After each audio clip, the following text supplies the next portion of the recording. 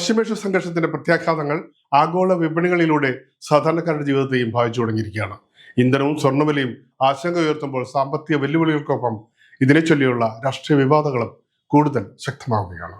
പശ്ചിമേഷ്യൻ സംഘർഷം രൂക്ഷമാകുന്ന സാഹചര്യത്തിൽ ഇന്ധന ഉപയോഗം നിയന്ത്രിക്കാനും പൊതുഗതാഗത സംവിധാനങ്ങൾ കൂടുതൽ പ്രയോജനപ്പെടുത്താനും സ്വർണം വാങ്ങുന്നത് താൽക്കാലികമായി ഒഴിവാക്കാനും പ്രധാനമന്ത്രി നരേന്ദ്രമോദി ജനങ്ങളോട് അഭ്യർത്ഥിച്ചിരുന്നു. पेट्रोल डीजल का उपयोग कम करें. मैं आप सबसे देशवासियों से आग्रह करूंगा कि जब तक हालात सामान्य न हो हम सोने की खरीद को टालें. गोल्ड की जरूरत नहीं है. എന്നാൽ പ്രധാനമന്ത്രിയുടെ നിർദ്ദേശങ്ങൾ ഭരണപരമായ പരാജയത്തിന്റെ തെളിവാണെന്നാണ് MLA അബു ആസ്മി ആരോപിച്ചത്. भारतवर्ष दुनिया का एक बहुत मशहूर बहुत बड़ा देश है, लेकिन आज हम जो है ना हम जो पीछे हो गए हैं और अभी हालत खराब बहुत है. प्रधानमंत्री जी कहते हैं सोना मत खरीदो, पेट्रोल मत यूज करो. വിദേശയാത്രകൾ ഒഴിവാക്കാനും വർക്ക് ഫ്രം ഹോം ശീലിക്കാനും സ്വർണം വാങ്ങരുതെന്ന് സർക്കാരിന്റെ ഉത്തരവാദിത്തങ്ങൾ പൊതുജനങ്ങളിലേക്ക് മാറ്റുന്നതിന് തുല്യമാണെന്നും ആസ്മി വിമർശിച്ചു.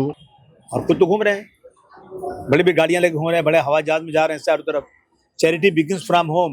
पहले यहाँ मंत्रिमंडल को पूरा वो कीजिए आप, बिल्कुल उसके अंदर सब कटौती कीजिए आप.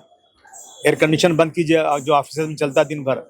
पूरा मंत्रालय जाएंगे अपना तो मंत्री आवे या नहीं आवे, पूरी लाइट चालू रहती है, पूरा AC चलता रहता है.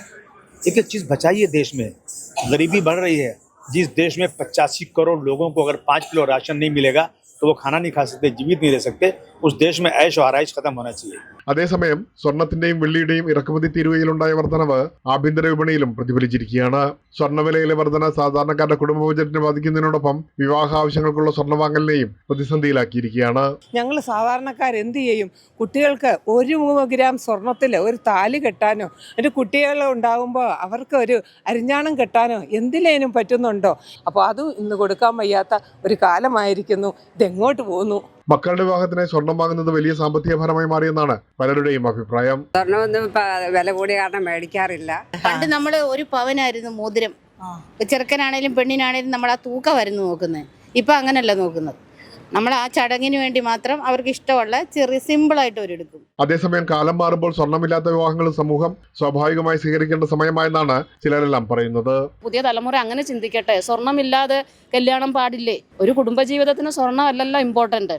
അപ്പം തീർച്ചയായിട്ടും സ്വർണം കഴിയുന്നതും അവോയ്ഡ് ചെയ്തുകൊണ്ട് തന്നെ വിവാഹങ്ങൾ നടത്താൻ ഇപ്പോഴത്തെ കുട്ടികൾ മുന്നോട്ട് വരണം. പശ്ചിമേഷ്യ സംഘർഷത്തിന്റെ പ്രത്യാഘാതങ്ങൾ ആഗോള വിപണിയിലൂടെ സാധാരണക്കാരുടെ ജീവിതത്തെയും ബാധിച്ചു തുടങ്ങിയിരിക്കുകയാണ്. ഇന്ധനവും സ്വർണ്ണവിലയും ആശങ്ക ഉയർത്തുമ്പോൾ സാമ്പത്തിക വെല്ലുവിളികൾക്കൊപ്പം ഇതിനെ ചൊല്ലിയുള്ള രാഷ്ട്രീയ വിവാദങ്ങളും കൂടുതൽ ശക്തമാകുകയാണ്.